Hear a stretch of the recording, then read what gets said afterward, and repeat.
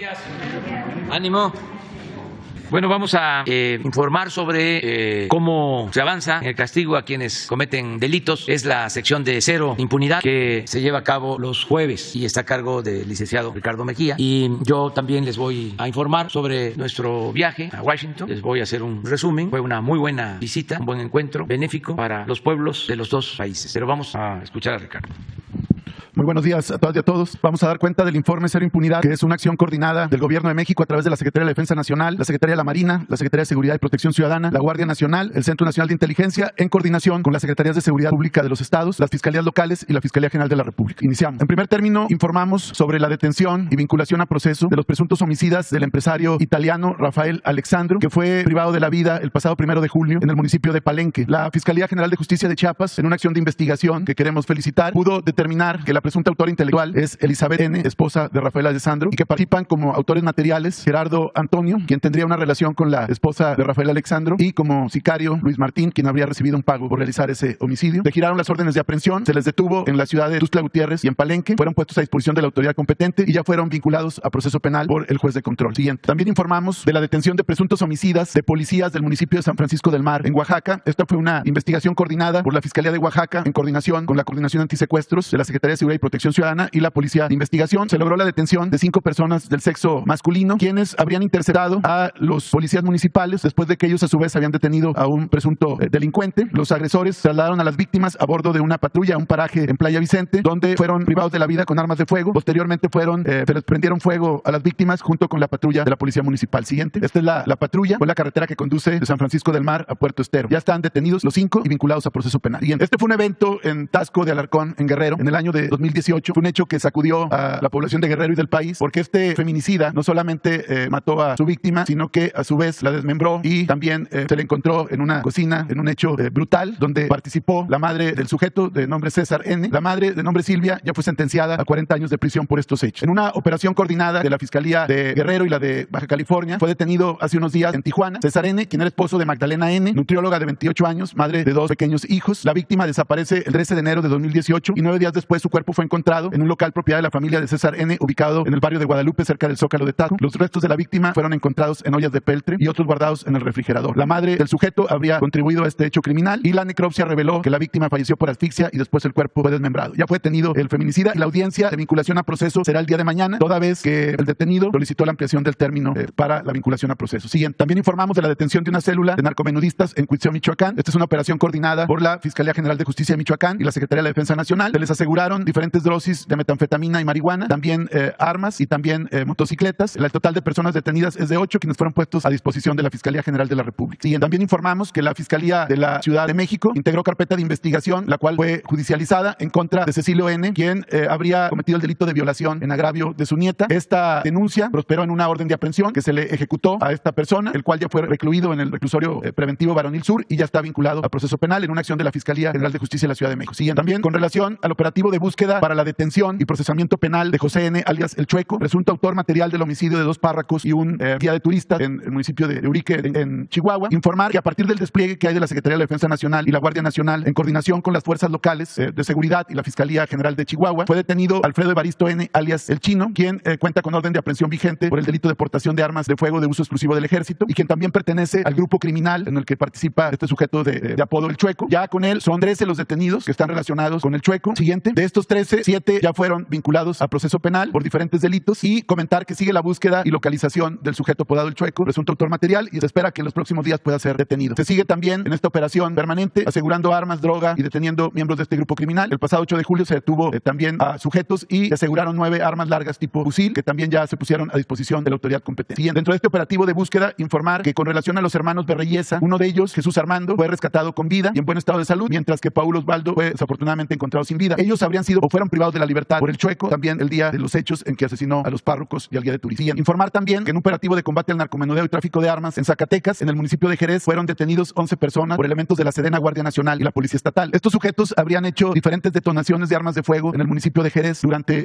los días 8, 9 y 10 de julio y finalmente fueron detenidos tras haber repelido las fuerzas de seguridad esta agresión con armas de fuego. Aseguraron también 16 armas largas y cortas, 122 cargadores, 5,373 cartuchos, 4 vehículos, entre otros objetos que utilizan para sus actividades criminales. penales, la Fiscalía General de la República, a través de la Fiscalía de Coordinación Regional, ya obtuvo la vinculación a proceso de 5 de los 11 sujetos. Y también informar que en Guanajuato fue detenido junto con 6 personas, junto con otras personas, Gustavo N. alias El Cuadros, presunto jefe de una célula criminal del cártel Santa Rosa de Lima en Celaya, quien cuenta este individuo con 3 órdenes de aprehensión por el delito de homicidio. Los detenidos fueron puestos a disposición de la autoridad competente y se espera ya la vinculación a proceso contra este jefe de una célula criminal del cártel de Santa Rosa de Lima. Y también informar que en diferentes operativos contra el tráfico de armas y narcomenudeo en Sonora, en diferentes operativos en Caborca, Itiquito, Lubutama, Cajeme, Hermosillo, San Luis Río Colorado, fueron detenidas 24 personas, entre ellas un menor de edad. Fueron aseguradas diferentes armas y drogas y también fueron liberados 117 migrantes que este grupo criminal tenía detenidos. Y informar que dentro de la operación permanente que se realiza para el aseguramiento y desmantelamiento de laboratorios para la generación de drogas sintéticas y los precursores químicos que se utilizan para estas mezclas de drogas de diseño, fueron asegurados entre el 8 y 12 de julio 8 laboratorios clandestinos. Este aseguramiento representa una pérdida económica para el grupo criminal que realiza estas acciones por el orden de 12.500 millones de pesos. Queremos señalar, siguiente, que entre el 21 de mayo al 12 de julio del presente año, elementos del Ejército Mexicano han asegurado 101 laboratorios, de los cuales 92 están en Sinaloa, 4 en Michoacán, 3 en Baja California, 1 en Jalisco y 1 en Guerrero. El conjunto de precursores químicos, materiales utilizados para la fabricación de drogas sintéticas, entre ellos fentanilo, implican una afectación económica a la delincuencia organizada por más de 139.600 millones de pesos. Ese es el tamaño del aseguramiento que se ha hecho en esta semana.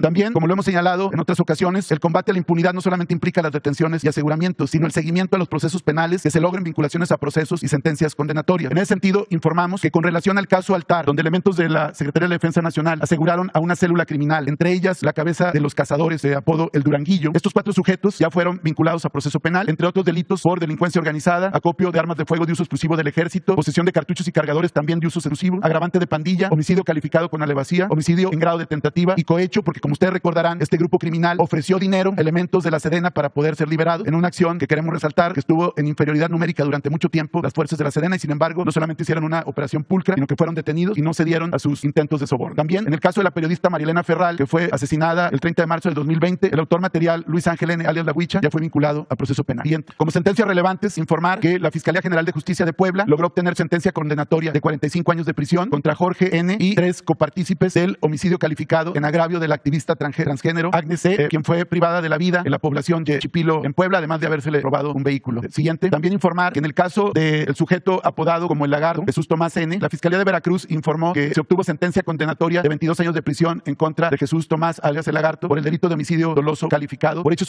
que ocurrieron el pasado mes de marzo de 2019 en el Hospital General de Ciudad Minatitlán. Aquí lo relevante de esta sentencia condenatoria en contra de este sujeto apodado El Lagarto es que este sujeto habría estado relacionado con el multihomicidio ocurrido el pasado 19 de abril de 2019 en Minatitlán, en donde 13 personas perdieron la vida a consecuencia de armas de fuego en un evento familiar que había en Minatitlán, que ustedes recordarán que fue una multiejecución, y este sujeto se le identifica como el principal autor de este evento. Él fue detenido en su momento en Escárcega, Campeche, en una operación que se realizó en aquella entidad y finalmente ya fue condenado el pasado 8 de julio a 22 años de prisión. Y también informar que en la Ciudad de México, a partir de las acciones de la Fiscalía General de Justicia de la Ciudad de México y el juicio y sentencia del Tribunal Superior de Justicia de la Ciudad de México, se obtuvo sentencia condenatoria en contra de Marco Antonio N. por el delito de privación ilegal de la libertad en agravio de 13 personas, entre ellas un menor de edad, personas que fueron asesinadas y sepultadas en fosa por los hechos del Bar Heaven de la calle Lancaster en la colonia Juárez, la alcaldía Cuauhtémoc de la Ciudad de México, que como ustedes recordarán, estos jóvenes que fueron privados de la vida fueron sepultados en una fosa clandestina en Tlalmanal con el Estado de México. Pues bien, ya se obtuvo sentencia condenatoria y al haber 13 víctimas se le acumulan las sanciones, dando una totalidad de 520 años de prisión. Y también informar, como nos lo instruyó el presidente de la República, de casos de feminicidio resueltos, donde queremos resaltar la coordinación de las fiscalías, de las áreas también de la Secretaría de Seguridad y Protección Ciudadana y desde luego también de la Comisión Nacional contra la Violencia de Género. Ahí damos cuenta de 3 detenidos en el Estado de México por feminicidio, uno en San Luis Potosí, otro más en Veracruz y 2 más en Morelos. Bien, también informar que en cuanto a reportes de desaparición o no localización en Nuevo León, entre los días 7 de julio y 12 de julio, al reporte de búsqueda de personas del sexo femenino, 9 personas, las 9 fueron localizadas, todas con vida, todas con bien y ya están con sus familias. También informar que en el caso siguiente, por favor, de Jalisco, durante la primera semana de julio fueron localizadas 23 personas, niñas, niños y adolescentes, a partir de la alerta Amber, el protocolo ALBA, entre otros, quienes habían sido previamente denunciadas por desaparición o no localización. Y en total, durante el mes de junio de 2022 en Jalisco, la Fiscalía del Estado de Jalisco logró la localización de 73 personas, que todas están con bien a partir de estas operaciones de búsqueda. Siguiente, con relación al caso de Devani Susana Escobar Basaldúa, informar que el día de mañana, 15 de julio, está previsto que personal del Instituto de Ciencias Forenses del Tribunal Superior de Justicia de la Ciudad de México y el médico especialista forense de ONU Mujeres sostendrán reunión para compartir estudios y criterios, entre ellos respecto a los resultados de la exhumación y posterior necropsia que se practicó al cuerpo de Devani Escobar para unificar el informe. Y el día lunes 18, finalmente, se realizará la reunión del Grupo Interinstitucional de Trabajo, conformado por médicos del INCIFO y su director general, el médico especialista de la ONU, la Comisión Ejecutiva de Atención a Víctimas, víctimas, representando a los padres de la víctima, la Comisión Nacional de Búsqueda, así como la Fiscalía General de Justicia de Nuevo León, con sus peritos y médicos de esa representación social y personal de la Secretaría de Seguridad y Protección Ciudadana, para conocer ya el informe una vez que hayan sostenido la reunión y haber hecho las deliberaciones correspondientes. Y informar también, en el caso del periodista Luis Enrique Ramos Ramírez, quien fue privado de la vida en la ciudad de Culiacán, informar que fue sujetada a la prisión preventiva justificada Bricia Carolina N., quien está imputada por el delito de encubrimiento por favorecimiento cometido en contra de Luis Enrique, quien fue encontrado sin vida el 5 de mayo del presente año. Informar que, al anterior, por favor, Bricia Carolina pidieron la ampliación del término. Por lo pronto, el juez le decretó la prisión preventiva justificada para que no se sustraiga de la acción de la justicia, y en la audiencia se determinará si es vinculada a proceso penal. Informar que también la Fiscalía de Sinaloa informa que hay una tercera orden de aprehensión contra un presunto autor material del homicidio de Luis Enrique. Y como lo hacemos cada semana, dando seguimiento a la instrucción presidencial del caso de la persecución de los autores de los homicidios de periodistas, informar que con la orden de aprehensión por un autor material del homicidio de Luis Enrique Ramírez, el número de detenidos y buscados sube a 27. Hay ya también 19 vinculados a proceso penal, y este es el cuadro que se revisa cada semana. Se espera que en los próximos días también se pueda ya ofrecer un resultado con relación al caso de Antonio de la Cruz, quien fue privado de la vida el pasado 29 de junio en Ciudad Victoria, Tamaulipas. ¿Sería cuánto, señor presidente?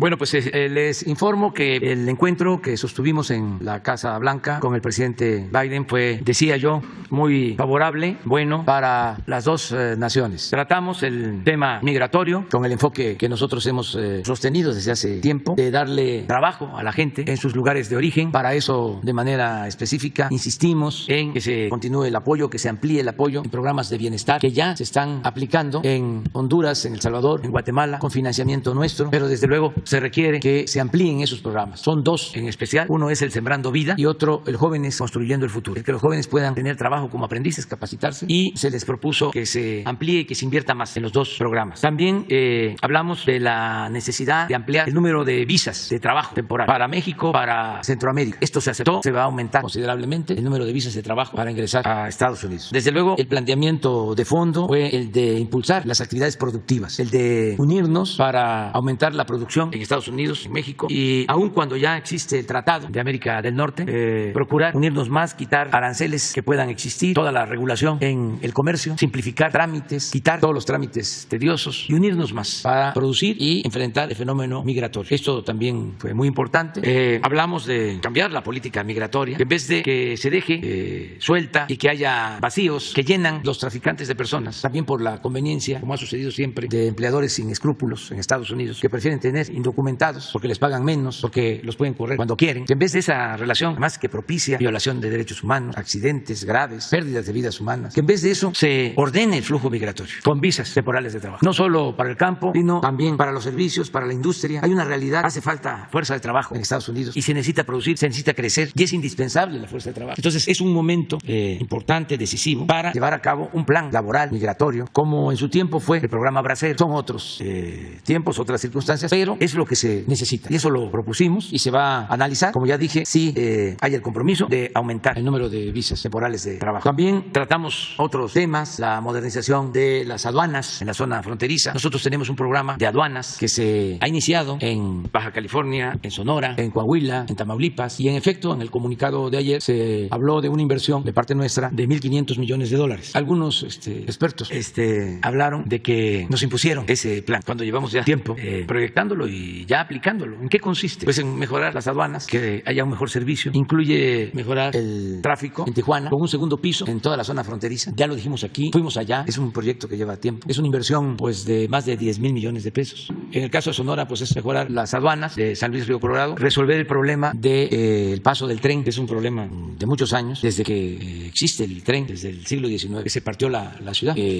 Me refiero a Nogales. Y lo que queremos es hacer un libramiento y otra aduana para librar la ciudad. Ya estamos trabajando en los proyectos. ¿Qué otra cosa? Bueno, se amplía la aduana de Piedras Negras en Coahuila y se construye la nueva aduana en Nuevo Laredo. Inclusive se va a hacer la oficina para la dirección de aduanas, que se va a trasladar a Nuevo Laredo, y lo mismo se va a contar con una instalación militar también en otros cruces fronterizos de Tamaulipas. De modo que eso es lo que significan los $1,500 millones. Del lado de Estados Unidos también están haciendo lo mismo. mismo, modernizando sus aduanas. En lo económico y comercial se llegó a un buen acuerdo con empresarios estadounidenses que van a invertir hasta el 2024, desde ahora hasta el 24, alrededor de $40,000 millones, fundamentalmente en el sector energético. Ductos, plantas de licuefacción, van a invertir en plantas de fertilizantes y también en extracción de crudo en sociedad con Pemex, de acuerdo a las concesiones que se otorgaron cuando la reforma energética. Si ustedes recuerdan, se entregaron en ese entonces 110 contratos y la mayoría no tiene inversión porque se argumentaba que no tenía precio el petróleo crudo, que no era negocio. Ahora que el petróleo crudo ha subido de precio, pues ya es más atractivo para quienes tienen esas concesiones, esos contratos, invertir. Y hay campos, yacimientos petroleros que tienen mucho potencial. Hay un campo, Sama, que está compartido con Pemex, que tiene capacidad para producir hasta 150,000 barriles diarios. Y los que tenían la concesión no se animaban y ahora parece que van a invertir bajo las condiciones legales, como la evaluación que se hizo reportó que Pemex tiene más crudo. La operación del campo va a corresponder a Pemex. Esto no significa que ellos no puedan también participar en la administración y se busca utilizar la infraestructura de Pemex y que se trabaje de manera asociada. Eso es en general. También hablamos de los precios de los combustibles con el presidente Biden. Nosotros estamos agradecidos porque se dio la autorización en su momento para que compráramos la refinería Deer Park de Texas. Cuando se compra una planta de estas en Estados Unidos, pues tiene que autorizarlo el Departamento de Estado, la Secretaría de Energía y de Comercio. Pero el presidente Biden dio la instrucción de que se autorizara. Y esto nos ayudó porque se compró esa refinería y ahora estamos produciendo petróleo, diésel, ya se terminó de pagar la refinería y por eso reafirmamos el compromiso de que los estadounidenses que quieran cargar gasolina en las gasolineras de México, que están en la frontera, en las ciudades fronterizas de México, lo pueden hacer, que no vamos a cerrar la frontera y pueden pagar menos porque la gasolina en nuestro país está más barata que en Estados Unidos. Entonces fuimos a decirle de que podían contar con eso, que también teníamos en esa refinería capacidad para un mayor abasto y les planteamos también que teníamos disponibilidad para el transporte de gas de Texas a la costa oeste de Estados Unidos, es decir, para llevar gas de Texas a California, porque tenemos ductos rentados que no se están utilizando por completo y que a ellos les puede ayudar. El caso de las refinerías y el que podamos nosotros ofrecer esta gasolina, pues tiene que ver con una situación en que ellos están enfrentando. No solo es el precio, es más alto, sino que están operando sus refinerías al 95% de su capacidad, a todo, porque los agarró la crisis energética con poca capacidad productiva de gasolinas, capacidad de refinación de gasolinas. Entonces se está ofreciendo esto. Decirles que ellos también nos están ayudando. Ofrecieron vendernos de gobierno a gobierno fertilizantes. A nosotros nos importa mucho impulsar la actividad productiva, en especial la producción de alimentos. Entonces nos van a vender a precio justo fertilizantes y también leche en polvo para las lecherías de Liconza, también a precios justos, cosa que agradecemos. En el caso de la inflación, pues ya ustedes conocen cómo el día de ayer, que se va a conocer, el dato de inflación en Estados Unidos aumentó la inflación a 9.1, nosotros tenemos 8, 7.998 y ellos tienen en junio, igual que nosotros, 9.1 y es muy notorio de que se les está incrementando la inflación en energéticos. Traían del componente total de inflación 2.6 en energéticos y ahora en el dato de ayer ya son 3 puntos, lo que les aumentó y nosotros seguimos en 0.6 en energéticos por la política que estamos aplicando. Entonces, muy buena la reunión.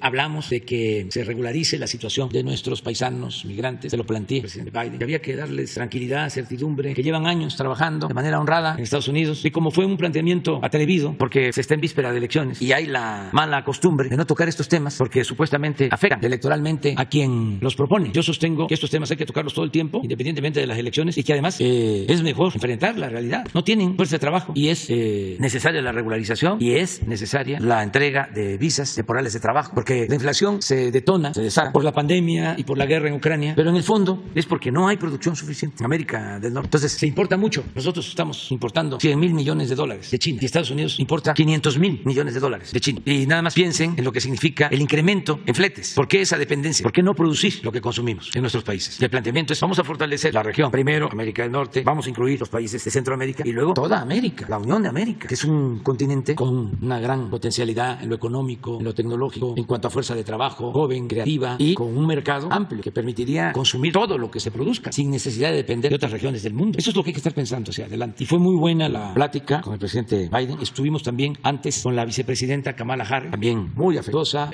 con mucho respeto hacia el pueblo de México. Me volvió a insistir que tiene un primo en México, tiene familia en México y en todos lados mucho respeto hacia México. Y nuestros paisanos, bueno, ¿para qué les digo? Puro amor, puro amor. Estaban contentísimos, les agradezco mucho y repito lo que siempre decimos y ayer, antier, me lo estuvieron recordando, que amor con amor se paga. No se organizó nada, todo fue espontáneo y desde que llegamos al aeropuerto, nada más que ya no puedo yo ahí acercarme mucho porque están las medidas de seguridad que se establecen, pero llegamos al hotel y ahí estaba mi música y al día siguiente, desde muy temprano también y hasta ayer que salimos del hotel, la despedida. Antier, cuando fuimos a la Casa Blanca por la tarde, estuvimos en los monumentos al presidente Franklin Delano Roosevelt y no presidente excelente dirigente social, destacadísimo, defensor de los derechos civiles, Martin Luther King, y también muchos paisanos. Ahí tuvimos que decir unas palabras para homenajear al presidente Roosevelt, a Martin Luther King, Martin, un héroe de la lucha por los derechos civiles, por la no violencia, la lucha por la igualdad. Y muy bien, muy bien. Nos sentimos muy apoyados, muy respaldados por nuestros paisanos, y todo esto pues obliga, nobleza obliga a que no dejemos de trabajar en beneficio de nuestro pueblo. Hasta el último día. Quedó Óscar González. Buenos días, Óscar González de Radio Noticias 104.5 Noticias. Usted, señor presidente, en reiteradas ocasiones ha mencionado que no a la corrupción, no a la impunidad, no a las injusticias, primero los pobres. Y eso ha generado que millones de mexicanos pongan toda su confianza en usted.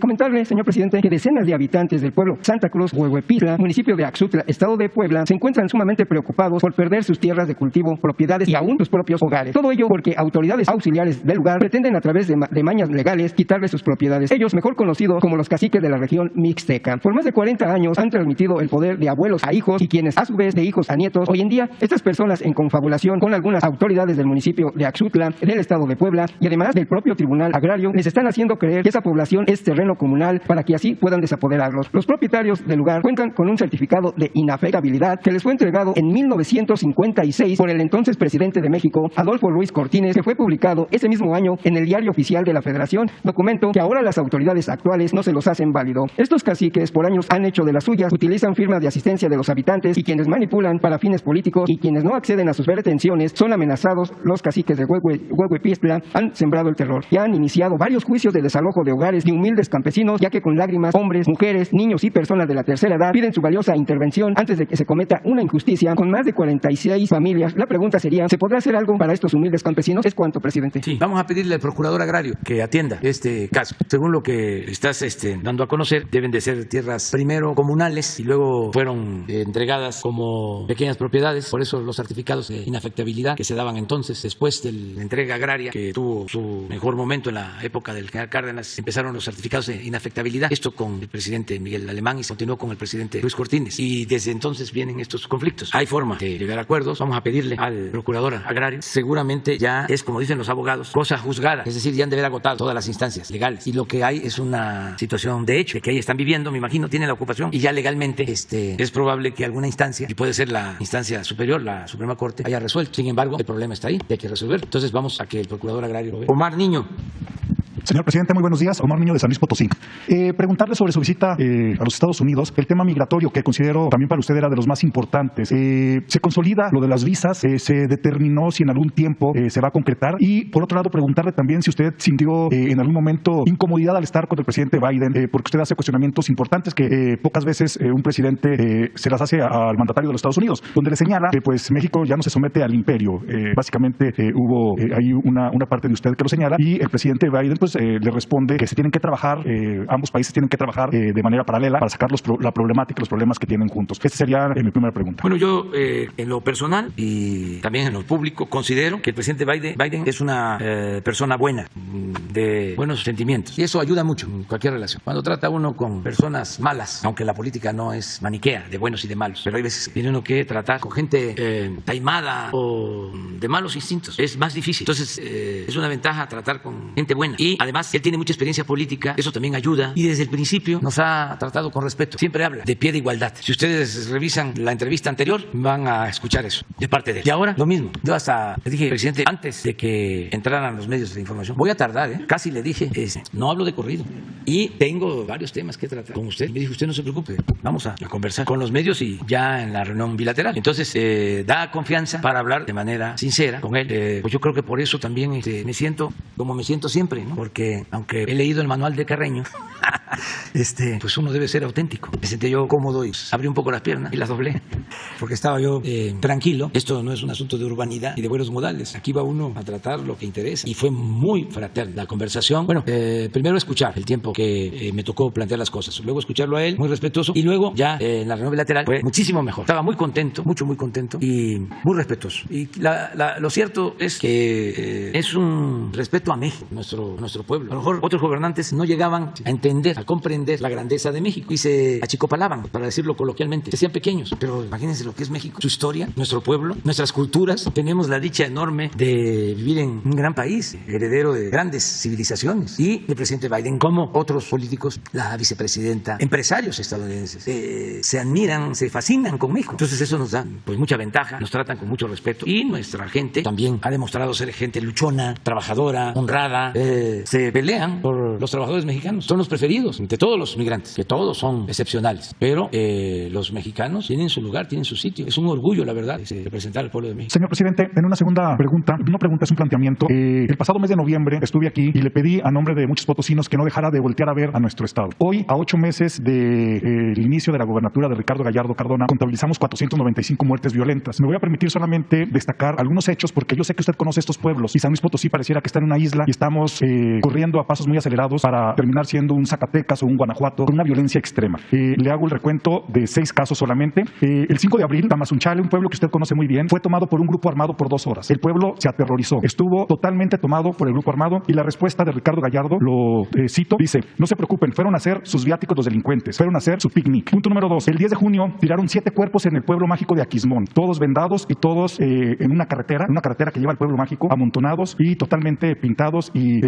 totalmente mayurados del cuerpo. El 1 de julio hubo lo que nunca se había visto en San Luis Potosí. En Tamazopo, que es otro de nuestros tesoros para el turismo, había un helicóptero que se rentaba para hacer paseos turísticos. Apenas el 1 de julio, ese helicóptero fue quemado por grupos de la delincuencia organizada y dejaron 4 muertos ahí. Nunca se había visto que una aeronave fuera, en este caso, incendiada. En Cerritos van 7 enfrentamientos en esta zona de la zona media de San Luis Potosí. El 20 de junio, y este es un caso bien importante, presidente, el 20 de junio fue atacado el penal de La Pila con armas tipo Barrett. Esa es la salida para la zona industrial. Los delincuentes tiraron ponchallantas y fueron muchos los trabajadores de la zona industrial que no llegaron a su trabajo porque tiraron muchos ponchallantas. Aquí lo más importante es que el C5, que es donde se graba gran parte de lo que pasa en la ciudad con las cámaras, ese día y a esa hora, que fue un lunes a las 6 de la mañana, no se grabó nada, que hubo un error y no se grabó nada. Aquí quiero hacer un contexto que es bien importante, que el director del C5 no fue removido, fue cambiado de su puesto, y el director del penal de La Pila son 2 funcionarios que trabajaron con el gobierno de Enrique Peña Nieto y que estuvieron encargados del penal de máxima seguridad de Ocampo, Guanajuato, en el periodo cuando Ricardo Gallardo Cardona, ahora gobernador de San Luis Potosí, estuvo encerrado y estuvo preso en ese penal. Desde ahí se les ha dado puros puestos de primer nivel de la policía. Eso suena muy extraño, y más extraño que en el ataque se hayan borrado todas las evidencias de lo que pudo haber sucedido para dar con los delincuentes. Hemos tenido una ola de rapto de mujeres. En San Luis Potosí se está viviendo con mucho miedo. El miércoles pasado, el sindicato de trabajadores y trabajadoras del gobierno del estado se manifestó. Fueron reprimidos con tanquetas. Hay fotografías. Tengo un expediente que me gustaría entregárselo a quien usted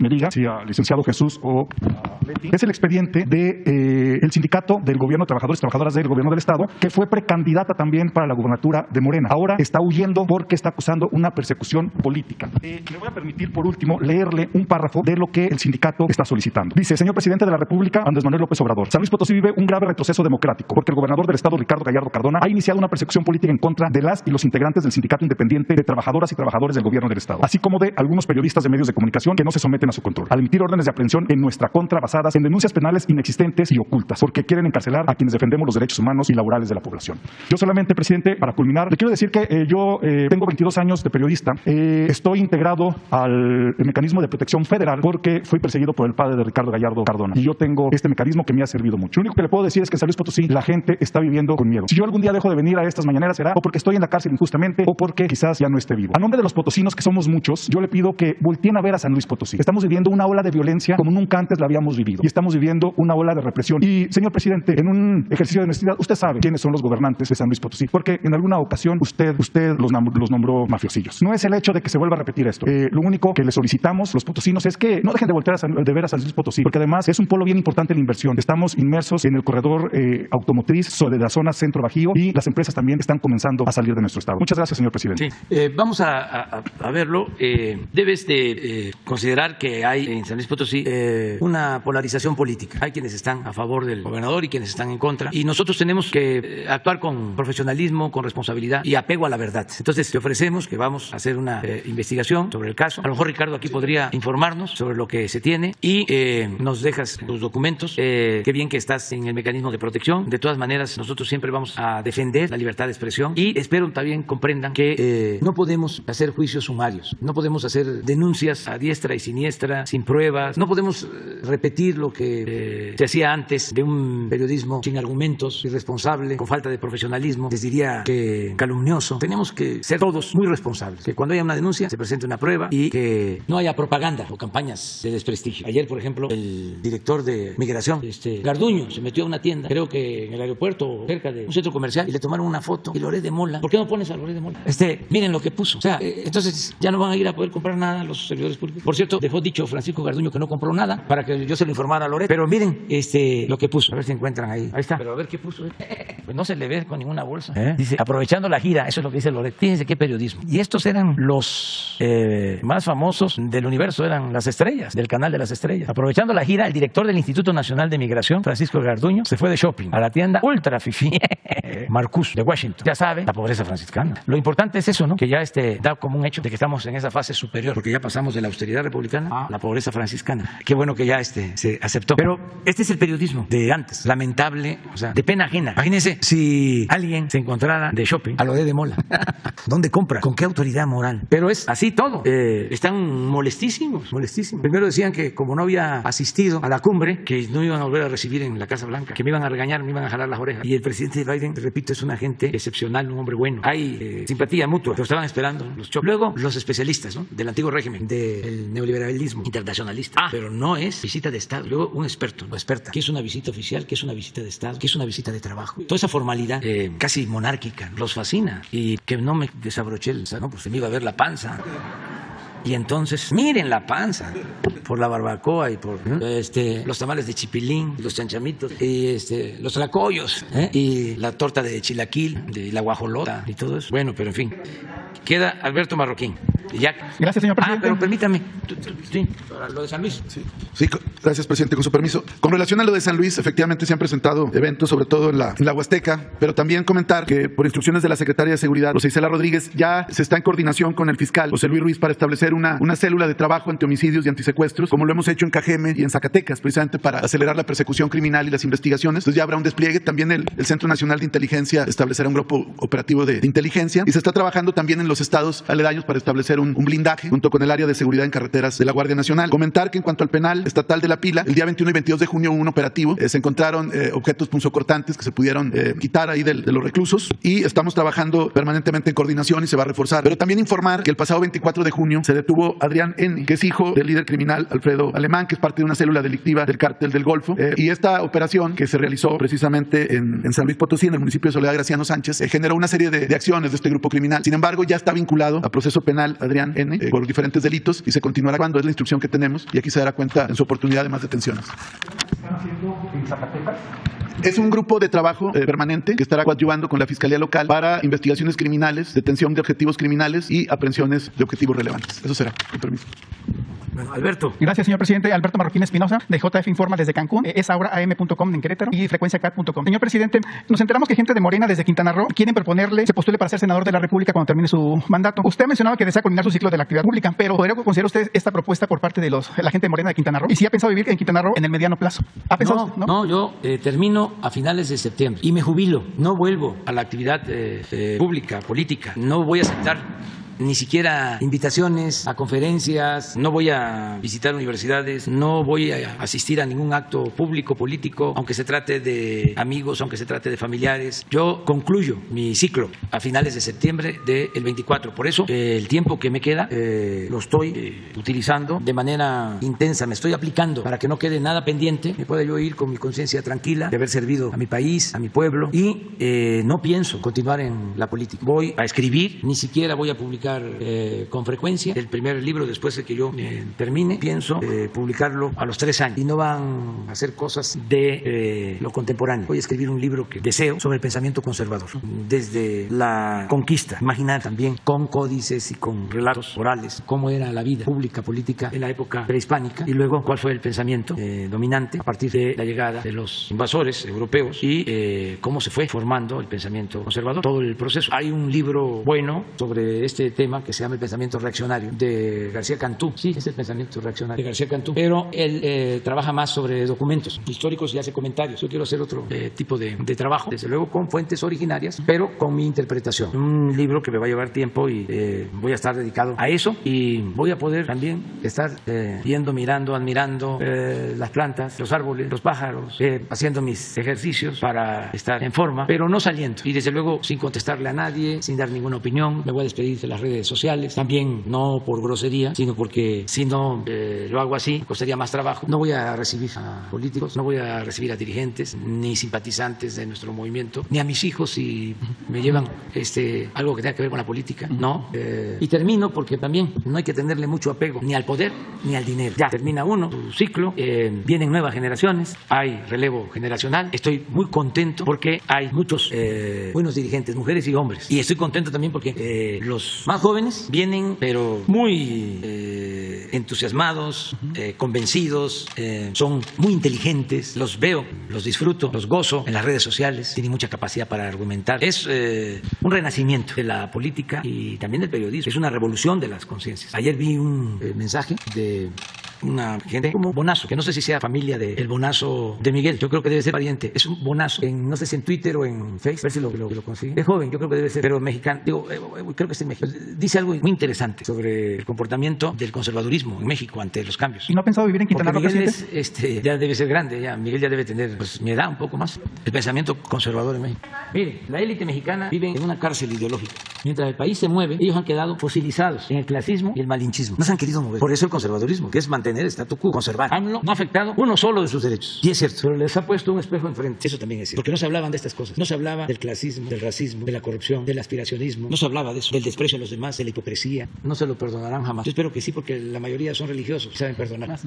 Es hijo de Miguel. Y vive aquí. Vive aquí. Gracias, señor presidente. Existe una segunda pregunta, señor presidente. En Querétaro existe un grave problema por el paso de transporte pesado por la zona urbana de Querétaro. Y más ahora que se va a cerrar una vialidad que es el cruce hacia San Luis Potosí, que es la avenida 5 de febrero, porque va a haber una reingeniería y una obra que no se había hecho en 30 años. Incluso van a tumbar hasta 4 puentes. Es una obra del gobierno del estado de Mauricio Curi. Y le cuestionamos al presidente municipal de Querétaro, Luis Nava, por qué no han limitado el paso vehicular del transporte de carga pesado por la zona de la carretera 57 que cruza una parte de Querétaro, la zona urbana. Y ha habido accidentes regularmente por tanto transporte pesado. Y hay 2 autopistas, 2 libramientos que pueden evitar que pasen por Querétaro. Y al momento que le cuestionamos al presidente Luis Nava, nos comentaba que él hizo una petición a la SCT en el 2019 para municipalizar ese tramo de la carretera 57. Prácticamente son 2 kilómetros. Y por eso era preguntarle al presidente cómo nos podría apoyar para que se agilizara ese trámite ante la SCT y ojalá se pudiera municipalizar ese pequeño tramo. Vamos a hablar con el gobernador. Él me mencionó en la última entrevista que iban a llevar a cabo obras de introducción de agua y otras obras urbanas. Entonces vamos a ver en qué ayudamos y tomamos en cuenta tu planteamiento. Y lo esperamos en Querétaro. Hay 2 festivales, Festival Querétaro y hay festival y hay otro festival que se llama Festival Experimental. Ojalá nos acompañe. Me ha invitado el gobernador y tengo muchos deseos de ir.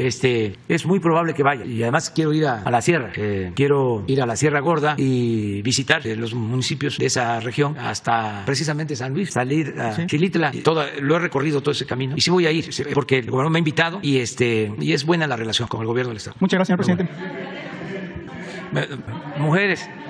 Ustedes 3, a ver si alcanzan. 3 mujeres. Buenos días, señor presidente. Buenos días a todos los presentes. Elías Fernández, de Noticias del Movimiento Conciencia y colaboradora del programa radiofónico Iztaccíhuatl en el Sendero de la Luna. Señor presidente, el Movimiento Conciencia le hace entrega, formalizando el compromiso mutuo como un hecho sin precedentes del proyecto para sentar las bases contra la crueldad hacia los animales. ¿Puedo dejar en sus manos el proyecto, señor presidente? Por otro lado, señor presidente, en relación con los más de 200 felinos y otros animales incautados, aún no se puede decir rescatados, a la fundación llamada Black Jaguar White Tiger en la Ciudad de México, que se encontraron en una situación infame, quisiera comentar lo siguiente. En mi trabajo como fotodocumentalista he testificado diversos zoológicos de la República Mexicana, los de supuesta excelencia, los modestos y los casi abandonados. En cualquiera de estos casos he capturado imágenes igualmente infames. También hay infinidad de registros hechos por la propia ciudadanía que circulan en redes y que casi ninguna autoridad voltea a ver. Ojalá este caso mediático coadyuve a visibilizar una indignante y cotidiana realidad. Sin embargo, el 21 de enero de 2016 se aprobó una iniciativa de ley en el estado de Veracruz impulsada por el Movimiento Conciencia, la conversión de zoológicos en santuarios. El estado se posicionó, así como la primera entidad en el mundo, en lograr tal avance. Han pasado más de 6 años desde entonces y esa ley sigue siendo letra muerta. Aprovecho para informarle que este tema y el de los humedales se platicarán próximamente con el gobernador de Veracruz, Cuitlahua García, a quien le agradecen su buena disposición. Esta iniciativa de ley aprobada no trata, como se ha querido hacer creer, de cerrar los espacios en los que habitan animales. Al contrario, se trata de que estos lugares se vayan transformando paulatinamente a través de una nueva reglamentación y reconvirtiéndose en recintos con ética científica y educativos. Se trata de poner candados a la corrupción disfrazada de proteccionismo y evitar situaciones de crueldad. En efecto, en la actualidad algunos zoológicos falsos o santuarios o unidades de manejo pueden ser vías legales e ilegales para el tráfico de especies silvestres y exóticas, para su explotación, esclavitud y enriquecimiento ilícito. Incluso promotores de la sustracción de animales de su ambiente natural con el fin de adueñarse de sus vidas como símbolos de posición y poder. En la figura de los santuarios certificados se trata de que prevalezcan los valores imprescindibles de algunos zoológicos de avanzada, como es la conservación, la recuperación de especies, la investigación y el estudio de la biodiversidad, entre otras virtudes,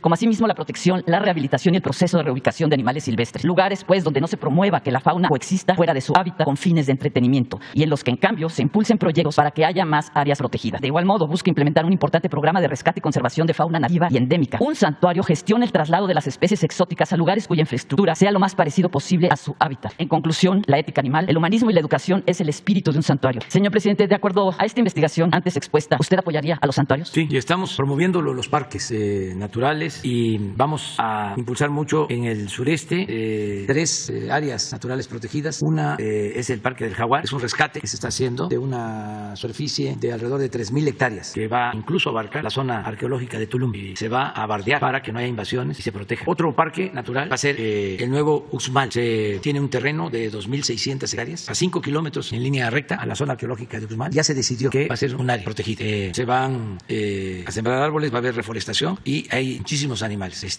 fauna nativa, tanto en el de Tulum, que hay jaguares, como en el de Nuevo Uxmal. Y también se van a comprar 15,000 hectáreas a un ejido en Calakmul para ampliar la reserva de Calakmul. Entonces sí estamos trabajando en eso y yo espero que cuando concluya mi gobierno vamos a dejar como 10 nuevos parques o reservas naturales protegidas. ¿Podría el Movimiento Conciencia, como observadores, acompañar en la reglamentación de estos parques? Sí, a través de María Luisa de Albores, ponemos de acuerdo. Que conozcan ustedes todo lo que estamos haciendo con ese propósito. Gracias, señor presidente. Y a lo mejor, si nos los permiten, y hay disposición de parte de ellos, de los gobiernos de Oaxaca y de Chiapas, y desde luego las comunidades, porque hay un problema de límite. Es Santa María, Chimalapa y San Miguel, Chimalapa. Los 2 ejidos, Santa María y San Miguel, deben de poseer como 500,000 hectáreas y no hay mucha población. Y esas tierras y otras han sido invadidas, de acuerdo a la versión de ellos, y se crearon del lado de Chiapas municipios. Pero es una tierra en conflicto desde hace mucho tiempo. Y ya resolvió la Corte sobre el límite. Entonces, como es un poco lo que plantea el compañero, ya resolvieron lo agrario, pero el problema continúa. Entonces, lo que queremos es hacerles una propuesta de convertir toda esa franja en una zona de reserva que le dé trabajo a los pobladores en el programa Sembrando Vida y que al mismo tiempo se conserve. Y estaríamos hablando de una reserva enorme y evitamos la confrontación, el conflicto. Es un acuerdo que queremos llevar a cabo. Por eso son buenas las mañaneras, porque estas cosas las hablo con los gobernadores, pero la hablo con uno y luego la hablo con otro. Pues ya ahorita ya los dos ya saben, ¿no? El gobernador de Chiapas y el gobernador de Oaxaca y también las comunidades, porque una cosa es lo legal, ya se definió lo del límite, pero ¿qué va a suceder ahora con quienes viven ahí? Ya hay municipios que constituyeron en el proceso del juicio de límites,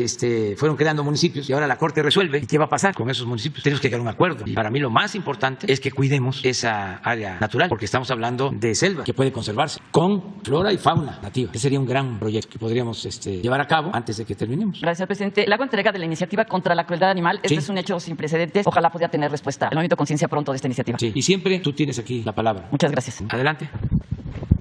Muy buenos días, señor presidente. Janet Galindo, de Grupo Transmedia. La Chispa, Campeche, Tabasco, Yucatán, Quintana Roo, Petrolera, Ciudad de México. Señor presidente, ayer tuvo usted un encuentro en su gira, tuvo usted un encuentro con empresarios, tanto de estadounidenses como mexicanos. ¿Cuáles fueron las inquietudes que ellos le externaron? Y no sé si en algún momento dado usted les expresó también todos los proyectos y todo lo que se está haciendo en el sureste, si hablaron en algún momento dado del Tren Maya, por ejemplo. Sí, hablamos, pero ellos ya conocen lo que estamos haciendo en el sureste, el transísmico, el Tren Maya, todo el impulso a la actividad petrolera, las refinerías, y hay una circunstancia especial por la situación de la guerra en Ucrania, que insisto, ya era una crisis, ¿no? Yo podría sostener que era una crisis del modelo neoliberal y que con la pandemia y con la guerra de Rusia y Ucrania se precipitó, se agravó, porque ya estaba agotado el modelo neoliberal, había que cambiarlo. Tan es así que como nosotros iniciamos el gobierno pensando en que ese modelo era inviable, y esto no es un asunto ideológico, es de juicio práctico, que en 34 años que impusieron ese modelo no hubo crecimiento. Lo peor de todo es que creció mucho la desigualdad económica y social. Ayer en la exposición de Carlos Slim reconoce de que los sueldos en México han crecido menos que en China y desde luego que en Estados Unidos en los últimos tiempos. No sé si hay una gráfica en mi libro, La mitad del camino, sobre empleo. No sé si es la mitad del camino sobre salarios. No, yo creo que es en el otro, en la economía moral. Entonces se suponía, cuando empieza el auge en China, que una de sus ventajas comparativas era el pago de bajos salarios, o que eran muy bajos los salarios, y en efecto era mejor mejor el salario en México que en China. Pero eso ya no es así. Durante todo el periodo neoliberal, esto es lo que sucedió. Es 2000, este es el salario en China, este es México. Y miren el comportamiento. Ya en 2009 es igual. Y sigue subiendo el salario en China y en México del 9 al 18, que digamos nosotros. Nosotros lo subimos, lo hemos subido tanto el salario mínimo como el salario general. En el caso del mínimo, 65% en términos reales, como nunca se había hecho. Pero de todas maneras, todavía no llegamos. Entonces, de estos temas se habló. Fue muy interesante el que se esté pensando no solo en producir, sino también en mejorar los salarios, en crear empleos. Ya es una visión distinta, ¿no?, la que hay. Y también es muy importante el buen uso de los energéticos, cuidar los energéticos y no abandonar la transición energética para no seguir dependiendo del petróleo. Tenemos que pensar en energías alternativas. Por ejemplo, el proyecto que se inició en Sonora de una planta solar lo queremos replicar en toda la frontera, no solo para tener energía en nuestro país, sino poder exportar energía a países, a estados fronterizos de la Unión Americana. De eso hablamos. Entonces, siempre y cuando la planeación esté a cargo de la Secretaría de Energía y el socio principal sea la Comisión Federal de Electricidad. Pero se puede permitir la inversión extranjera en sociedad con la Comisión Federal de Electricidad. Porque para tener energía nosotros en el norte y poder exportar energía eléctrica, sí hay que replicar las plantas solares, pero necesitamos también plantas de gas de respaldo y necesitamos un tendido de líneas de transmisión. Entonces son inversiones fuertes, pero sí hay interés de parte de inversionistas estadounidenses. Lo mismo en el caso del gas, que ahora están llevando gas de Estados Unidos a Europa y no tienen ya más capacidad. Pero, por ejemplo, España ya está comprando de todo el gas que consume el 35% a empresas estadounidenses que llevan el gas en barco, en un proceso que se llama de licuefacción. Congelan el gas, lo embarcan y allá regasifican y ya los meten el gas a los ductos. Pero ya el 35% del gas de España ya lo está abasteciendo Estados Unidos. Entonces, no hay suficientes plantas de licuefacción. En el caso de México hay 2 contratos ya firmados. Una planta de licuefacción en Ensenada, que son alrededor de $5,000 millones, y otra planta de licuefacción en Altamira, en el Golfo. Pero hay proyectos para una en Puerto Libertad, en el Mar de Cortés, que ahora se llama Mar de California, de Baja California. Otra en Salina Cruz, si se resuelve el derecho del vía para un gasoducto, y otra en Coatzacoalcos. Entonces, todo eso es inversión. También comentarles que para fortalecer nuestra autosuficiencia energética, ya se autorizó la construcción de una nueva coquizadora en Salina Cruz. Ya no vamos a producir combustible, vamos a producir gasolinas. Todo va a ser gasolinas. Y esto significa más rentabilidad y menos contaminación. Entonces, ya son 2 plantas coquizadoras, una en Tula y otra en Salina Cruz. Son inversiones también, para que tengan información, de $6,000 millones en las 2. Y es presupuesto público, no son créditos y son plantas de Pemex, de la Nación, las 2. Este fin de semana, mañana, voy a hacer una gira de trabajo para ver plantas, pero de fertilizantes. Voy a una reserva de piedra fosfórica en Baja California Sur. Voy a una planta también de fertilizantes que se adquirió, que está muy abandonada y que la vamos a rehabilitar, que necesitamos los fertilizantes, en Lázaro Cárdenas, Michoacán. Ya se logró, mediante una consulta, que los campesinos indígenas de Sinaloa permitieran la construcción de una planta de fertilizantes en Topolobampo, que es una empresa alemana, porque nos hacen falta los fertilizantes. Y ya tenemos el plan también y vamos a ir a agronitrogenados. Se va a ampliar, se va a tener otra planta para producir urea y otra planta más en Cozoleacaque para amoníaco, que es la materia prima de la urea. Lo que queremos es dejar produciendo plantas que nos permitan abastecer el 60% del mercado de fertilizantes y que ese 60% se entregue a los productores y a los productores más pobres de manera gratuita. Lo que hacemos en Guerrero, ya estamos terminando de entregar este año fertilizante, abono a todos los productores y da muchísimo gusto ver cómo del autoconsumo, que a veces nada por la sequía, por la falta de lluvia. Ahora que fui a la montaña me dio mucho gusto porque están muy buenas las milpas, porque está lloviendo y llegó a tiempo. El fertilizante nos falta como un 10% de distribuir, pero ese programa se va a ampliar a Chiapas, a Oaxaca, a Zacatecas, a Nayarit, a Durango, a Puebla, Morelos, el Estado de México. Estamos viendo cómo lo vamos a ir ampliando y para eso las plantas de fertilizantes, porque la materia prima es el gas y lo tenemos y tenemos los ductos. Entonces del gas se saca el amoníaco y el amoníaco es el que sirve para la urea, que es el fertilizante. Entonces ahora con la guerra el precio del fertilizante va arriba. Antes también, porque les moleste a los conservadores, éramos autosuficientes en fertilizantes, pero desmantelaron todo, privatizaron todo y ahora pues estamos recuperando lo que se puede para tener nuestro fertilizante y ser autosuficientes en lo alimentario, porque la lección mayor, la enseñanza mayor es ser autosuficientes en alimentos y ser autosuficientes en energéticos. Es fundamental. Nada del pensamiento trasnochado neoliberal de que en un mundo globalizado no hace falta producir, porque lo que se necesita se puede comprar afuera. Eso es una falacia. Nos engañaron con eso. Decían, ¿para qué impulsas el campo? ¿Para qué apoyas el campo? ¿Para qué tienes plantas de fertilizante? ¿Para qué apoyas a los productores? ¿Para qué fomentas el sector agropecuario? Si necesitas maíz, si necesitas frijol, si necesitas arroz, lo compras. ¿Para qué vas a hacer refinerías? Vende petróleo crudo. Ahí está el negocio. Y por eso en más de 40 años no hicieron una refinería. Vende petróleo crudo y compra la gasolina. Y ahora la realidad nos está demostrando que no es así. Si nosotros dejamos caer la industria petrolera, si desde que llegamos no hubiésemos atendido las 6 refinerías, si no se hubiese comprado la de Deer Park y no se hubiese iniciado la construcción, ya tener terminada la primera etapa de 2 Dos Bocas y no construir estas dos coquizadoras, pues entonces estaríamos padeciendo por los aumentos en los precios de los combustibles. Además, no tendríamos petróleo crudo, porque si vemos la tendencia, ¿por qué no pones? ¿Cuál era la tendencia? Lo irresponsable de esta gente. Íbamos a estar hoy importando crudo. No solo no íbamos a estar, no solo no íbamos a tener gasolina ni diésel, no íbamos a tener el suficiente petróleo, lo que requerimos. Van a ver los datos. Nuestro consumo es de alrededor de 1.800.000 barriles diarios, lo que consume nuestro país. Eso es lo que nosotros pensamos. Para no extraer más y cuidar el medio ambiente, nos hemos propuesto no pasar de 2 millones de barriles. Pero puede ser que encuentren la gráfica. Es una, a ver si la manda Octavio. Si hubiese continuado la tendencia, luego que esto, y voy a poner la gráfica también, de lo de violencia, porque este es otro asunto de los expertos, los doctores en ciencias sociales. Pero es muy interesante cómo se venía cayendo la extracción. Ya ahora debemos de estar como en 1.800.000, 1.700.000. Señor presidente, y hablando de política energética, ¿en algún momento no tocaron los empresarios el tema del horario de verano? No, eso yo creo que fue el Reforma aquí. No hubo ningún problema de nada.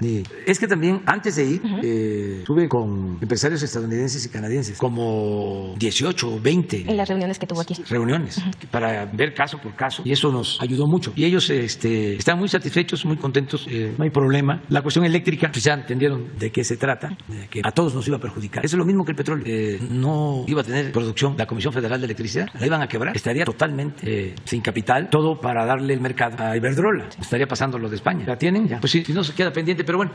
Y así usted logró transmitir entonces el amor por México a ¿Mande? De esta forma, con esta visita, ¿usted considera que logró transmitir su amor por México en esta gira? Que sí. ¿Usted transmitió su amor por México en esta gira? ¿Logró transmitirlo a los empresarios? A nuestros paisanos. Y a los paisanos. No, gracias. esos son únicos. Miren, en todo el mundo los migrantes son excepcionales. Hay algo especial. Los mexicanos que vivimos aquí somos de una forma, y los mexicanos que viven allá tienen algo excepcional, muy especial. O sea, un profundo amor a México. Quizá como nosotros estamos aquí, no añoramos nuestra tierra, nuestra agua, nuestra patria. Pero ¿cuál es la canción más escuchada? Que lejos estoy, México lindo, mi querido. Pero con un sentimiento, o sea, ahí está la defensa de México. Mucho amor a nuestro país, mucho amor.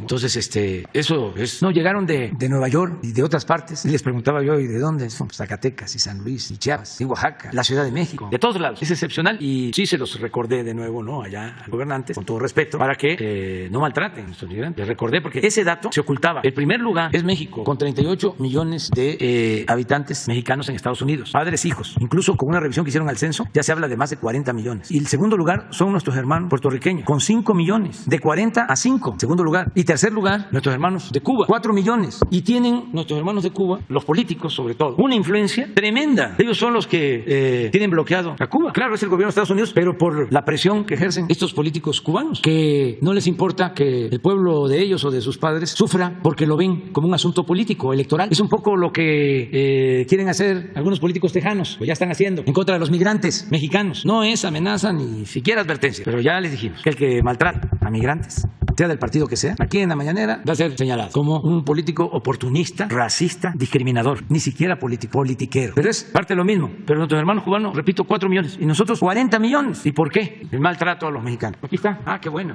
Este es 2.548.000 en el 12. Con Fox en el 2004, acá estaba 3.400.000 barriles diarios. Y fue cayendo. Ay, ¿por qué fueron estos 3.400.000? Porque acabaron con Cantarell, lo exprimieron, le inyectaron nitrógeno para extraer todo el petróleo, contaminaron los pozos, un desastre. Después de producir Cantarell, de extraerse de Cantarell solo más de 2 millones de barriles diarios, ahora Cantarell está produciendo 150.000 barriles. Lo acabaron. No hubo una explotación racional, sino era sacar todo. Bueno, y miren cómo se fue cayendo. Y aquí llegamos nosotros. Dice 1.833.000, pero en diciembre, ya del 19, estaba como 1.600.000. Esto iba así, que aquí lo agarramos, 21, 1.800, los que les comentaba. Y estas son nuestras proyecciones, pero hasta acá no vamos a llegar. Esto es lo que quieren los de Pemex.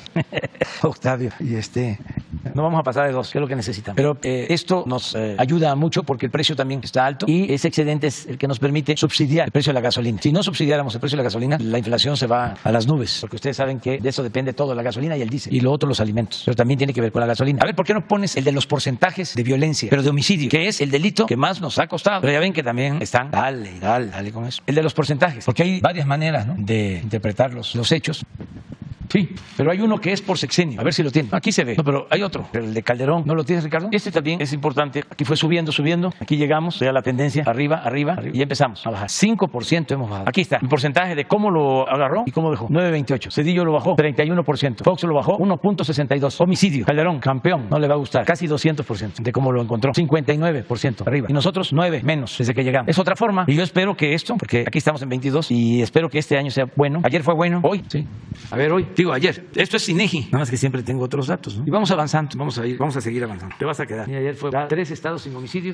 Exactamente, lo de ayer. Y si le seguimos hasta acá, estos son los estados. Pero estamos trabajando y vamos a seguir trabajando. Pues ahora en el informe de Ricardo habló de una banda, ¿no? Desarticulada aquí en Guanajuato. Y tiene que ver mucho, y eso también es importante que se conozca, con el fentanilo, que ya no es el tráfico con las drogas de antes, que la marihuana, que la amapola. Ahora son más los químicos, el fentanilo, y sobre eso estamos trabajando. Y son muchos los laboratorios que se están pues destruyendo, y es una cantidad considerable de fentanilo que se decomisa constantemente, equivalente a dosis. Es que además el precio ya de los químicos es muchísimo mayor que el de las otras drogas. También son ultra dañinas, peligrosas, mortales.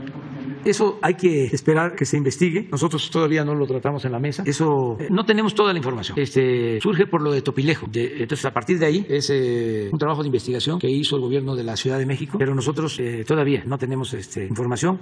Los lunes siempre está en la reunión de seguridad la jefa de gobierno, de ahí ella informa. Y tenemos también nosotros elementos, pero no hay nada en firme. Cuando tengamos algo, nosotros informamos. Ya nos vamos hablando de tamales, totopostes. Ustedes saben que en Oaxaca se le llama totopo y en Tabasco totoposte. Es muy parecido, además que en Tabasco es más delgadito, pero un desayuno de frijol con queso y unos plátanos fritos y totoposte, y si se puede un café con leche, y si se puede más un chocolate.